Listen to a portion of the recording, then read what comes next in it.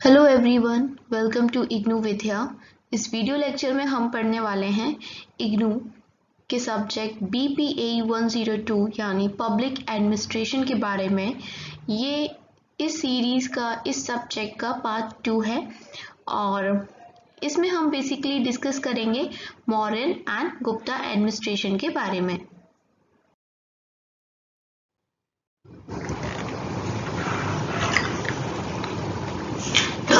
हम स्टार्ट कर रहे हैं इंट्रोडक्शन के साथ। There are evidences that Indian history originated with the Indus Valley civilization.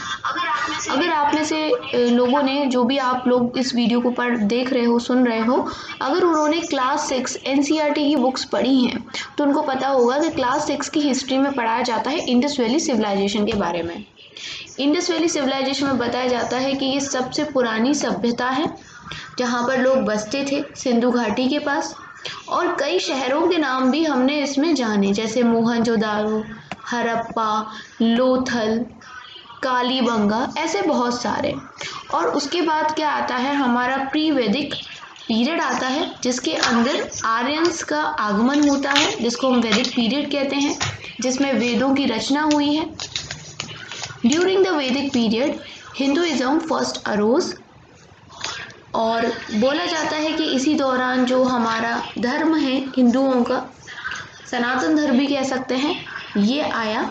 और इस टाइम पे जैसा मैंने आपको बताया कि वेदास लिखे गए, 4 वेद हैं हमारे, ऋग्वेद, सामवेद, यजुर्वेद और Atharvaveda. Large part of India were united during Ashoka's rule. लेकिन जब अशोका का रूल आया तो ज़्यादातर जो इंडिया है वो यूनाइट कर चुका था, बिकॉज अशोका ने अपना राज बहुत दूर दूर तक फैला लिया था। It was at that time Buddhism spread not only in India but in other parts of Asia also. ये वही समय था जब बुद्धिज़्म एशिया के और भी पार्ट्स में फैल गया था, इंडिया के अलावा। In modern rain Hinduism took the shape.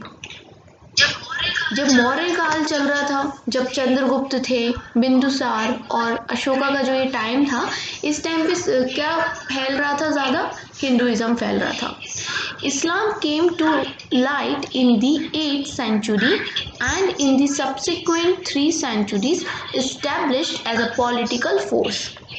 लेकिन 8th century आते आते इस्लाम इंडिया में आ गया और एज ए पॉलिटिकल फोर्स फैलने लगा, जैसे कि लोधीज आए, तुगलक्स आए, and a number of dynasties were succeeded by the Mughals.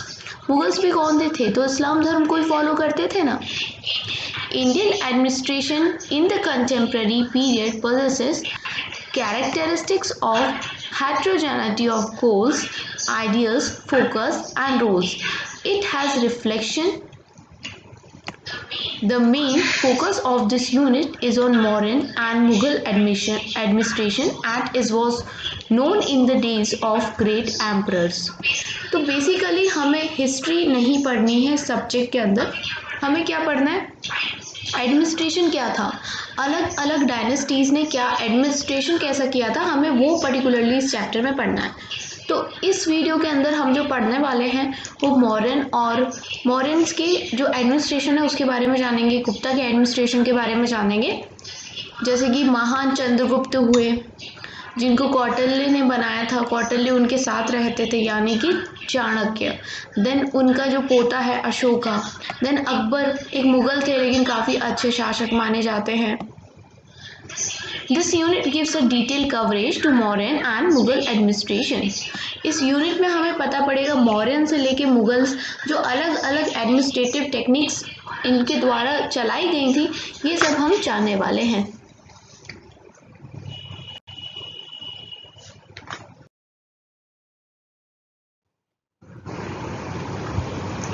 हम स्टार्ट करने वाले हैं, हमारा जो मेन टॉपिक है आज की वीडियो का वो है मौर्यन एंड गुप्ता एडमिनिस्ट्रेशन। ठीक है, तो जैसे कि हमने पहले देखा इंट्रोडक्शन में कि एडमिनिस्ट्रेशन की जो शुरुआत होती है वो इंडस वैली सिविलाइजेशन से ही हमें पता चल जाता है, जो लगभग 5000 साल पुरानी है, और यही हमारी सिविलाइजेशन और जो हमारा ये कल्चर है इसका बेसिस है। इंडस वैली सिविलाइजेशन सबसे पहले आई। फिर उसके बाद हमने और जाना एंशिएंट पीरियड में, जैसे कि मगध के बारे में जाना। ये चंद्रगुप्त हो या इससे पहले जो धनानंद थे, ज़्यादातर जो डायनेस्टीज़ बड़ी बड़ी रूल करी वो मगध में की। मगध कहाँ है? बिहार में। देन फिर उसके बाद मौर्यन एंड गुप्ता एजेस, ये सब हमने अपने एंशिएंट पीरियड में देखा। जो हिस्ट्री पढ़े हुए हैं उनको ये पता होगा। कौटिल्यस अर्थशास्त्र, वेरी इंपॉर्टेंट। ये क्या है कौटिल्यस अर्थशास्त्र? ये एक किताब है जिस किताब के अंदर इंडियन पॉलिटिकल इंस्टीट्यूशन के बारे में बताया है और कैसे एक राजा को रूल करना चाहिए, ये सब चीज़ें बताई हैं। काफ़ी अच्छी बुक है जो लगभग 321 से 296 BC के दौरान पे लिखी गई थी। ठीक है, अब ये जान लो कि अर्थशास्त्र कौटिल्य ने लिखी थी, बट ये कौटिल्य कौन था? ये एक ब्राह्मण मिनिस्टर था अंडर चंद्रगुप्त। देखो ऐसा कुछ बात होती है, मतलब ऐसे एक स्टोरी है कि चंद्रगुप्त मौर्य से पहले क्या था कि एक राजा हुआ करता था मगध में, धनानंद। काफ़ी बुरा राजा था, बहुत अत्याचार करता था, लालची टाइप का था। धनानंद उसका नाम था। तो एक बार उसके दरबार में ये कौटिल्य जी जाते हैं। कौटिल्य के दो नाम और हैं, विष्णुगुप्त भी और चाणक्य भी। चाणक्य नाम ज़्यादा फेमस है, ठीक है। तो ये चाणक्य जाते हैं कि आप इन सब चीज़ों से बाहर निकलिए और अलेक्जेंडर आने वाला है, हमला करने वाला है, सब भारतीयों को एक हो जाना चाहिए, ये करके धनानंद को समझाने गए थे चाणक्य। लेकिन चाणक्य की बेइज्जती कर देते हैं धनानंद, और उसी दिन जो चाणक्य हैं शपथ लेते हैं अपने बालों को खोलते हुए कि मैं कसम खाता हूँ कि मैं अब तुम्हें इस गद्दी से नीचे उतार के ही अपनी चोटी बांधूंगा अपने, क्योंकि एक ब्राह्मण के लिए ये उसके केश बहुत मतलब ज़्यादा इम्पॉर्टेंट होते हैं। उस टाइम पे ऐसे रिचुअल्स हुआ करते थे, कुछ खुले नहीं छोड़ा करते थे। तो अपने बाल खोल लेते हैं अपनी चोटी को और ऐसे शपथ करते हैं। फिर जब वो रास्ते में लौट के जा रहे होते हैं तो वहाँ उन्हें एक बच्चा मिलता है जो बाकियों से बहुत अलग होता है, मतलब बहादुर होता है, मतलब बहुत अच्छा होता है ना, जो भी एक टैलेंट होना चाहिए एक राजा में। तो चाणक्य को लगता है कि अरे हाँ, ये बन सकता है मगध का राजा।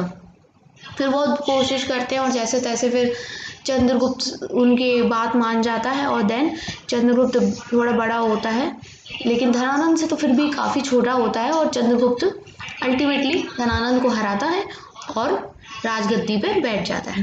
तो चंद्रगुप्त को बनाने के अंदर पूरा पूरा श्रेय जाता है कौटिल्य को, चाणक्य। तो काफ़ी ज़्यादा इंटेलिजेंट थे। मतलब जैसे नॉर्मल लोग सोचते हैं यार ये तो साधु साधु है, ब्राह्मण है, ये क्या करेगा, ये नॉर्मल सा एक टीचर है। भाई नहीं, ये कौटिल्य कुछ ज़्यादा ही, मतलब क्या बोलूँ, अगर आज के टाइम पे कौटिल्य होते तो क्या होता, मतलब बहुत ही अलग दिमाग था। मतलब हीरा है एक तरीके से हमारे भारत का। तो थे तो ब्राह्मण मिनिस्टर, नॉर्मल से एक टीचर थे, लेकिन दिमाग बहुत अच्छा था। अर्थशास्त्र लिख डाला, संस्कृत के अंदर इन्होंने लिखा, और अर्थशास्त्र में वो बातें लिख दी जो आज हम एडमिनिस्ट्रेशन के लिए पढ़ते हैं। तो बहुत सारी जो चीज़ें हैं हमने यहाँ से ही ली हैं, पुराने अपने एडमिनिस्ट्रेशन के तरीक़ों से ली हैं। अब देखिए इसके अंदर 15 किताबें हैं जिनके अंदर पावर्स दे रखी हैं किंग की, और जो मेजर ऑर्गन्स होते हैं, क्योंकि पहले तो सुप्रीम पावर कौन होता था? राजा ही होता था। राजा ने कह दिया फांसी दे दो तो फांसी दे दो, इस टाइप का चलता था। और इन्होंने बहुत सारे ऑर्गन्स बनाए, जैसे मिनिस्टर्स इंपॉर्टेंट होते हैं, जनपद इंपॉर्टेंट होता है। जनपद जैसे जहाँ पीपल रह रहे हैं, आम आदमी जहाँ रह रहा है, दुर्ग, कोई भी अपना किला है, खजाना है, और आर्मी बना के रखनी चाहिए, क्योंकि जिसकी जितनी बड़ी आर्मी होगी उसकी उतनी पावर देखेगी ना। और रेवेन्यू एडमिनिस्ट्रेशन बहुत पहले से ही चला जा आ रहा है। ये मत सोचा करो कि आज ही भारत सरकार हमसे लेती है, फालतू में ठगती है हमें, ऐसा कुछ भी नहीं है। टैक्स लेना बहुत ज़रूरी भी होता है, और पुराने टाइम से ही रेवेन्यू एडमिनिस्ट्रेशन चला आ रहा है। एंड पर्सनल एडमिनिस्ट्रेशन पे भी ध्यान देते थे चाणक्य, उनने अपनी किताब में भी इन चीज़ों का जिक्र किया है। A thorough analysis of Arthashastra brings to the light the following principles of public administration: welfare orientation, unity of command, division of work, coordination, planning, budgeting, accounting, decentralization, recruitment based on qualification laid down for each post, paid civil service, hierarchy and delegation of authority। तो उन्होंने अपने अर्थशास्त्र के अंदर काफ़ी सारी चीज़ों का वर्णन किया है, जैसे कि हमें काम को बांट लेना चाहिए, डिवीज़न करना चाहिए, अलग अलग चीज़ों के लिए अलग अलग डिपार्टमेंट्स बनाने चाहिए, हर चीज़ को, हर काम को करने से पहले एक प्रॉपर मैप बनाना चाहिए, प्लानिंग करनी चाहिए, कैसे कैसे करेंगे, कहाँ कितना पैसा जा रहा है पूरा बजट करना चाहिए, उसके लिए अकाउंटिंग करनी चाहिए। और जैसे अलग अलग डिपार्टमेंट्स हैं तो वहाँ पर लोग भी तो काम करेंगे, तो रिक्रूटमेंट होगा, तो उसके लिए हमें क्वालिफिकेशंस देखनी होंगी कि किस में किस पोस्ट में कौन सी क्वालिफिकेशन चाहिए होगी, तो उस आदमी में वो क्वालिफिकेशन है कि नहीं। जैसे आर्मी है तो बंदा हट्टा कट्टा चाहिए थोड़ा सा, जो लड़ सके, जिसमें दम हो, है। और अगर मान लो वो अपने किसी उसके लिए रिक्रूट कर रहे हैं जिसको अकाउंटिंग करनी हो, तो उस इंसान को अकाउंटिंग की नॉलेज होनी चाहिए, और ये भी होना चाहिए कि वो ईमानदार हो। तो ये सारी चीज़ों को वो देखते थे, क्योंकि पहले अब आज की तरह ऐसा तो था नहीं कि एसएससी यूपीएससी और बैंकिंग का कोई एग्ज़ाम हो रहा हो और ऐसे रिक्रूटमेंट हो रहा हो। तो पहले वो सिर्फ क्वालिफिकेशन नहीं, क्वालिटीज़ देखते थे। क्वालिफिकेशन नहीं, क्वालिटीज़, कि वो इंसान में वो चीज़ है कि नहीं जो उस जॉब की मांग है। उस डिपार्टमेंट की जो मांग है वो उसमें होना चाहिए, होता तो वो रख लेते थे। तो हर चीज़ का उन्होंने वर्णन किया है, काफ़ी अच्छे थे, और बहुत अच्छी इन्होंने एक किताब लिख दी थी, अर्थशास्त्र।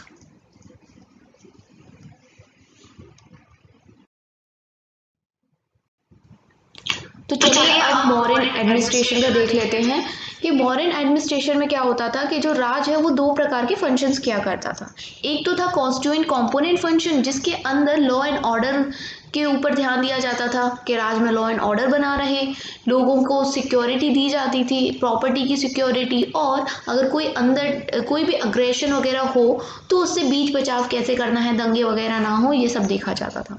दूसरे प्रकार का जो फंक्शन था दैट इज मिनिस्ट्रेंट वेलफेयर फंक्शन। इसके अंदर देखा जाता था अबाउट वेलफेयर प्रोविजंस जो होते हैं, वेलफेयर सर्विसेज जो होती हैं, जो लोग नागरिकों को दी जाती हैं, उसके बारे में। और ये सारे जो फंक्शन होते थे वो कौन देखता था? जो हाईली ऑर्गेनाइज्ड और इलेबोरेट गवर्नमेंटल मशीनरी थी, जो भी डिपार्टमेंट्स थे जो काफ़ी हाईली ऑर्गेनाइज थे, वो इनको फंक्शंस को देखा करते थे। एम्पायर को कई भागों में जैसे डिवाइड किया था, जैसे होम प्रोविंस जो कि अंडर आती थी कंट्रोल ऑफ सेंट्रल गवर्नमेंट, जैसे आज भी होता है, और उसके अलावा 4 से 5 आउटलाइन प्रोविंसेस होती थी, उनके ऊपर जो उनका आप मुखिया टाइप समझ लो वो होता था वाइसराय, जिसको जवाबदारी देनी होती थी सेंट्रल गवर्नमेंट को। जैसे आज भी अलग अलग डिस्ट्रिक्ट में बंदों को बिठा दिया गया है जो उस डिस्ट्रिक्ट के मालिक हैं, लेकिन मेन कौन है भैया? सेंट्रल गवर्नमेंट है। एकदम ऊंचे जाके देखो। The provinces had considerable autonomy in this feudal federal type of organisation. और यहाँ पर जो प्रोविंसेस थे ना, उनको भी एक कंसिडरेबल अमाउंट ऑफ ऑटोनॉमी दी थी, मतलब वो अपने एरिया में जो भी काम है वो कर सकते हैं, एक कंसिडरेबल दी थी। ऐसा नहीं है कि बिल्कुल फिर मर्जी चलाएं, मर्जी तो फिर अल्टीमेटली चलेगी केंद्र सरकार की ही, मतलब राजा की। देन क्या था कि जो प्रोविंसेस थे, जैसे आज के टाइम पे होता है, हमारी कंट्री है उसको हमने स्टेट्स में डिवाइड किया है, स्टेट्स को फर्दर हमने डिस्ट्रिक्ट दैन विलेज ऐसे करके जो डिवीजन किया है, पहले भी होता था, बस स्टेट की जगह पर यहाँ पर प्रोविंसेस नाम यूज़ किया गया है। तो पहले province then district into village ऐसे करके किया था। और अलग अलग लेवल पे हमने जो ऑफिशियल्स थे वो बिठा रखे थे, जैसे पूरे स्टेट की जिम्मेदारी हम सीएम बोल देते हैं, सीएम है भैया, फिर उससे नीचे आते हैं डिस्ट्रिक्ट में डीएम बोल देते हैं। तो वैसे पहले भी अलग अलग ऑफिशियल्स को इंचार्ज दिया था। एंड क्या था वहाँ पर, जैसे आज के टाइम पे सुप्रीम कोर्ट, हाई कोर्ट और ये सिविल कोर्ट, ये डिस्ट्रिक्ट कोर्ट होते हैं, अलग अलग कोर्ट्स होते हैं। पहले के टाइम पे कोर्ट होते थे, दो प्रकार के कोर्ट होते थे, modern civil court and criminal courts. तो सिविल कोर्ट में जो घरेलू झगड़े और फालतू की छोटी मोटी बातों वाले होते हैं ना, ये सुलझाए जाते थे मसले। और क्रिमिनल कोर्ट में भैया चाकू वाकू मार दिया, इस तरह की बातें होती थी। All the administrative work was distributed among a number of departments, a very important department being the special tax department, managed by the efficient and highly organized bureaucracy who was supplemented by the army and the secret police। देखो बहुत तरह तरह के departments बनाए जाते थे, अलग चीज़ का अलग डिपार्टमेंट, लेकिन सबसे इम्पोर्टेंट जो डिपार्टमेंट था वो था टैक्स डिपार्टमेंट, टैक्स कलेक्शन का डिपार्टमेंट। क्योंकि आफ्टर ऑल इस टैक्स से तो खजाना भरेगा ना, ट्रेजरी, खजाना भरेगा तभी तो राजा की शान बढ़ेगी। तो देखो ऐसी बात नहीं है, जब राजा अच्छा होता है, और आज के टाइम भी टैक्स लिया जाता है, जब हमारा राजा अच्छा होगा ना, हमारे देश को चलाने वाला आदमी अच्छा होगा ना, तो वो इस टैक्स को सिर्फ और सिर्फ हमारे भले के लिए लेगा। जैसे कि रोड बनवाएगा, डैम्स बनवाएगा, इरिगेशन वर्क करवाएगा, या जो भी हमारे लिए वेलफेयर स्कीम्स लेके आएगा इस पैसे से, ठीक है। लेकिन ये तभी होगा जब राजा अच्छा होगा, ठीक है। तो इस सब काम को करने के लिए टैक्स डिपार्टमेंट, जो कि बहुत इंपॉर्टेंट होता है, इस सब काम को करने के लिए हमें एफिशिएंट और हाईली ऑर्गेनाइज ब्यूरोक्रेसी की ज़रूरत है। ब्यूरोक्रेसी तब भी होती थी, ब्यूरोक्रेसी अभी भी होती है। आईएएस एस्पिरेंट्स जो जाके कल को ब्यूरोक्रेसी बना देंगे हमारी, ठीक है। तो इनके पास क्या होता था, एक आर्मी होती थी अपनी और सीक्रेट पुलिस भी होती थी। बताओ कितना दिमाग है, उस जमाने में भी सीक्रेट पुलिस रखी जाती थी। और लोग सोचते हैं कि उन्होंने नया नया अभी अभी आविष्कार किया, ऐसा नहीं है। बहुत सारी चीज़ें और ज़्यादातर चीज़ें पुराने में पहले से ही चल रही हैं, हमने बस कॉपी करा है।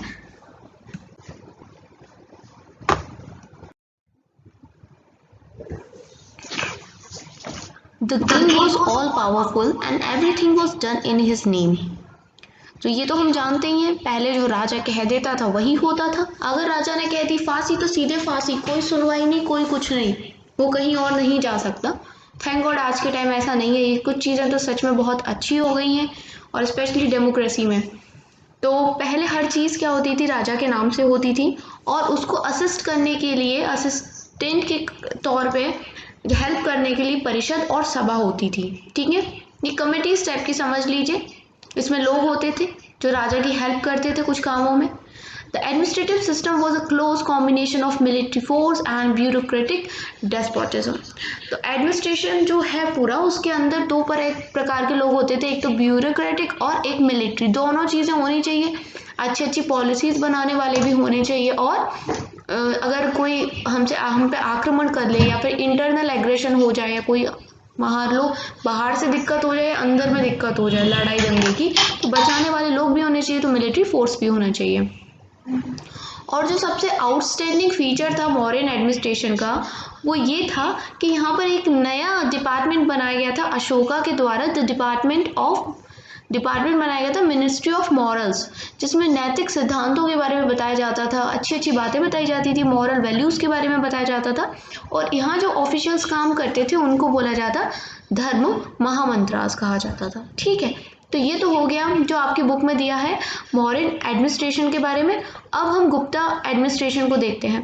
तो बहुत कुछ अंतर नहीं किया था, जैसे मॉडर्न एडमिनिस्ट्रेशन में चलता आ रहा था, तो वही बहुत सारी चीज़ें गुप्ताज ने भी फॉलो की। हर चीज़ जो भी होती थी वो राजा के द्वारा की जाती थी, लेकिन यहाँ पर थोड़े से अलग नाम है एडमिनिस्ट्रेटिव यूनिट्स के। जैसे कि पहले प्रोविंस और विलेज हम जो पढ़ रहे थे, यहाँ पर भुक्ति कहा जा रहा है, देशा, राष्ट्र एंड मंडल। इनने इस तरीके से जो राज है उसको बांटा था for the purpose of administration. And villages में अपने उनके खुद के हेडमैन होते थे और असेंबलीज होती थी। इन टाउन एंड सिटीज़ में जो हेडमैन के तौर पे काम करता था उसको नगरपति कहते थे, क्योंकि सिटीज़ को हम नगर कह लेते हैं, तो वहाँ जो काम करेगा वो नगरपति होता था। और टाउन काउंसिल्स भी होती थी, जैसे आज भी तो काउंसिल्स होती है, वैसे एक टाउन में काउंसिल भी होती थी। The king had the help of various functionaries to share the burden of administration. और किंग की जो सहायता करने के लिए बहुत सारे डिपार्टमेंट्स थे अलग अलग, ताकि एडमिनिस्ट्रेशन करने में कोई दिक्कत नहीं आए।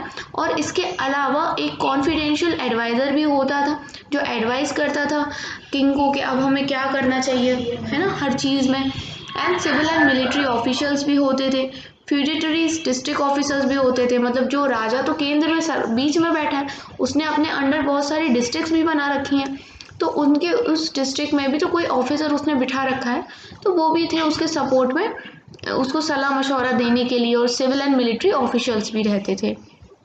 तो इस प्रकार से था कुछ गुप्ता एंड मौर्यन का एडमिनिस्ट्रेशन, जो आपकी इग्नू की इस बुक में दिया गया है।